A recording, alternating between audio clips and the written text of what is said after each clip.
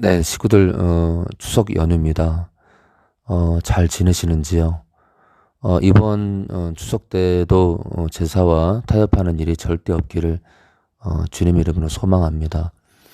어, 처음부터 그랬고요. 지금까지도 제가 여러분들한테 늘 강조하는 게 자기를 부인하는 삶이고 주님만이 목적이고 있죠. 주님만이 전부인 삶을 제가 늘 강조하잖아요. 근데 이제 제가 이렇게 목회를 하다 보면 주님만이 전부가 아니라, 사실은, 깊은, 여러분들 마음의 깊은 곳을 들여다보면, 그게 이제, 여러분들의 깊은 곳이, 여러분들 마음의 깊은 곳이, 무엇으로 드러나냐면, 여러분들의 말과 여러분들의 행동으로 드러나거든요. 여러분들은 여러분들 스스로를 잘 간파하지 못하는 것 같은데, 성령 안에서 정말 성령 안에서 깨어있는 목회자는 그 사람의 깊은 속이 보여요. 왜냐하면 음, 그냥 여러분들을 단순히 관찰하는 게 아니라 여러분들의 말, 또 행동, 그리고 추구하는 것들, 그리고 지금 여러분들이 무엇을 고민하는지를 다 지켜보거든요. 왜냐하면 어, 여러분들의 안고 일어섬에 늘 관심이 있고 여러분들의 향방에 관심을 둘 수밖에 없잖아요. 왜냐하면 여러분들이 그 나라를 가야 되는데 여러분들의 지금 모습이 어떤 것인지 관찰을 안 한다면 그렇다고 막 감시를 하는 게 아니라 관찰을 하지 않는다는 건 그건 있을 수 없는 거잖아요. 그래서 그렇게 이제 지켜보면서 그릇된 길로 가면 또 잔소리도 하고 또 여러분들이 주님께서 원하시는 길을 가면 또 칭찬도 해야 되고 그런 차원에서 이제 여러분들을 늘 바라보고 있거든요. 그렇기 때문에 세상적 관점이 아니라 주님의 마음으로 바라보기 때문에 여러분들 마음의 깊은 속까지 볼 수 있는 거죠. 왜냐하면 여러분들 여러분들 말과 행동으로 다 드러나거든요. 아무튼 처음부터 지금까지 자기를 부인하고 주님이 전부인 분들은 지금까지도 연락을 하고요. 여기를 떠나서도 그리고 여기 남아 있어도 또 저랑 소통하지 않는 분들이 계시고 또 소통하는 분들이 있고 아무튼 어 우리 식구들이 저랑 소통하기 바라고 어 제일 중요한 건 정말 자기를 부인하고 주님이 전부인 삶을 사는 게 정말 중요한 것 같아요. 근데 이제 늘 이제 지켜보지만 그렇지 못한 영혼들이 제 주변에 하늘소망 교회 안에 있다는 거죠. 그리고 떠나기도 하고요. 정말 글쎄요. 근데 이제 참 감사한 것은 다른 교회에 비해서 정말 저희 교회 안에 자기를 부인하는 영혼들이 많아요. 그리고 이제 그것을 그 자기 부인을 뭐랄까요 추구하지 않는 영혼들은 간혹 계속 떠나고 있습니다. 아무튼 그런 일이 제발 없기를 바라고 여러분들한테 늘 제가 강조하죠. 자기 부인은 성령을 쫓는 것서부터 시작된다. 성령을 쫓는 데서부터 시작된다. 그것이 안 되면 성령과 연합이 제대로 안 되면 예수님을 삶의 주인으로 모실 수도 없고 예수님만 바라보는 삶을 살 수 없다. 오늘 마태복음 16장 21절부터 보면서 자기 부인에 대해서 고민을 해봤으면 좋겠습니다. 이때로부터 예수 그리스도께서 자기가 예루살렘에 올라가 장로들과 대제사장들과 서기관들에게 많은 고난을 받고 죽임을 당하고 제3일에 살아나야 할 것을 제자들에게 비로소 가르치시니. 그러니 제자들이 얼마나 놀랬겠어겠죠? 22절입니다. 베드로가 예수를 붙들고 간청하여 가로되 주여 그리 마옵소서 죽지 마세요. 이 일이 주님의 죽음이 결코 주에게 미치지 아니하리이다. 사실 이 간청은 하나님 뜻이 아니잖아요. 그렇죠? 자, 계속 보겠습니다. 예수께서 돌이키시며 베드로에게 이르시되 사단아 내 뒤로 물러가라. 너는 나를 넘어지게 하는 자로다.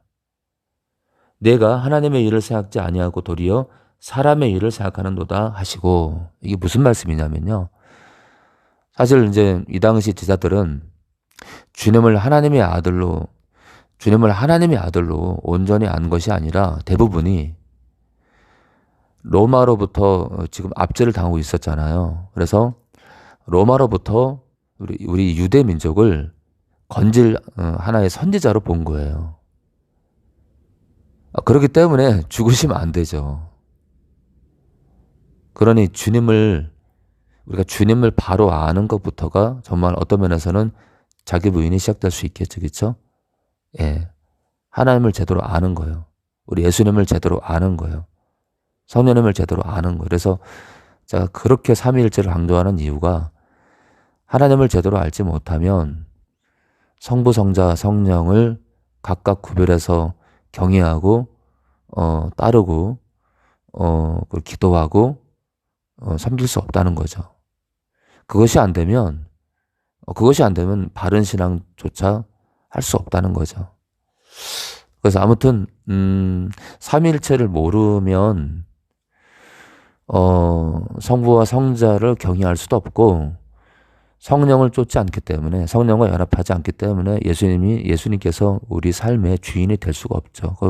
고로 자기 부인이 될 수 없어요. 자기 부인이. 그래서 많은 사람들이 또 이 교회를 다니면서 참 안타까운 것은 성령을 간절히 의지하지 않는다는 것이고, 또 어떤 사람들은 또 쫓는다고 하면서도 자기 의지로 사는 사람들이 많아요. 그것을 참 분별을 잘해야 되는데, 계속 보겠습니다. 이에 예수께서 제 아들에게 이르시되 아무든지 나를 따라오려거든 자기를 부인하고 자기 십자가를 지고 나를 쫓을 것이니라. 그러니까 로마로부터 압제받던 유대 민족을 건질 그런 한 선지자로 봤던 사도들을, 이 제자들의 이 뭐랄까요, 아직 깨지지 못한 자기 자신의 어떤 고집들, 자기 자신들의 어떤 아집들, 그러니까 예수님을 왕으로 삼아서 이 나라를 독립시키고자 하는 어떤 야망, 욕심, 그런 것들이 있었거든요. 고로 하나님의 뜻을 구하지 않고 하나님의 뜻이 중심이 아니라 자기들의 뜻이, 자기들의 야망이 중심이었거든요. 그래서 주님이 죽으면 안 됐거든요. 여러분들은 어때요? 여러분들은 지금 누구를 위해 걷고 있나요? 여러분들이 누구를 위해 걷고 있느냐? 한편으로는 외람된 말씀이지만, 여러분들이 주님을 위해 걷고 있다면 한 가지 제가 힌트 하나 드릴까요? 여러분들이 주님을 위해 걷고자 하면 이 길을 가야 돼요. 주님이 세운 목회자를 찾아서 그와 연합하고 그 위에 겉면을 따라서 그가 하나님 뜻을 벗어나서 여러분들한테 겉면하는 게 아닌 이상 하나님이 세운 목회자의 겉면을 따라서 걸어가야 됩니다. 그것부터가 자기 부인이에요. 목회자가 하나님 뜻대로 걸어가고 있다면 그가 겉면하는 대로 걸어가야 됩니다. 그렇지 못하면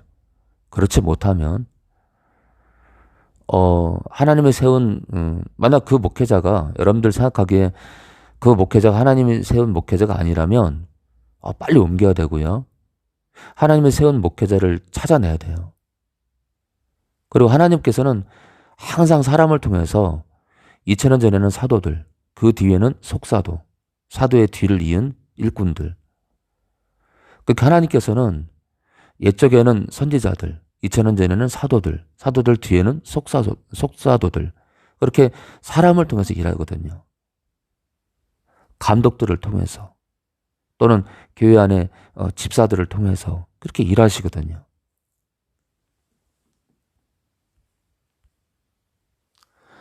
여러분, 하나님께서는 사람을 통해 일하세요. 사람을요. 사람을 통해 일하시기 때문에 하나님이 세운 목회자를 찾아내야 돼요. 그리고 그가 하나님 뜻대로 걸어가고 있다면 그가 권면하는 대로 살아야 돼요. 그렇지 못하다면 하나님이 세운 목회자의 권면을 따르지 못한다면 여러분들을 부인할 수가 없어요. 주님 뜻대로 살 수가 없어요. 만약 여러분들이 함께하는 목회자가 하나님이 세운 목회자가 아니라는 판단에 서면 빨리 옮겨야 됩니다. 그리고 또 찾아야 돼요. 왜냐하면 하나님은 사람을 통해 일하시기 때문에 그 사람을 찾아서 함께 해야 됩니다. 여러분들 혼자는 누구든지 있잖아요. 신앙생활은 혼자 할 수 없어요. 하나님이 세운 목회자를 찾아서 함께 해야 됩니다. 그렇기 때문에 만약 여러분들이 지금 함께하는 목회자가 하나님이 세운 목회자라는 확신이 있다면 그의 권면을 따라서 걸어가야 됩니다. 그것부터가 자기 부인이에요. 그렇지 못하면 여러분들의 삶이 평탄할 수 없어요. 그렇지 못하면 여러분들의 삶은 여러분들 자신의 목적을 위한 삶이에요. 그래서 여러분들 마음 깊숙이, 아주 깊숙이 여러분들의 야망이 뭔지를 자신한테 물어보세요. 주님을 위한 삶인지, 나를 위한 삶인지, 나를 드러내기 위한 삶인지, 주님을 드러내기 위한 삶인지. 여전히 여러분들 입에서 세상 얘기가 나오고 세상이 전부인 거, 세상에서 잘 먹고 잘 사는 거, 세상에서 돈 많이 버는 거, 돈 또는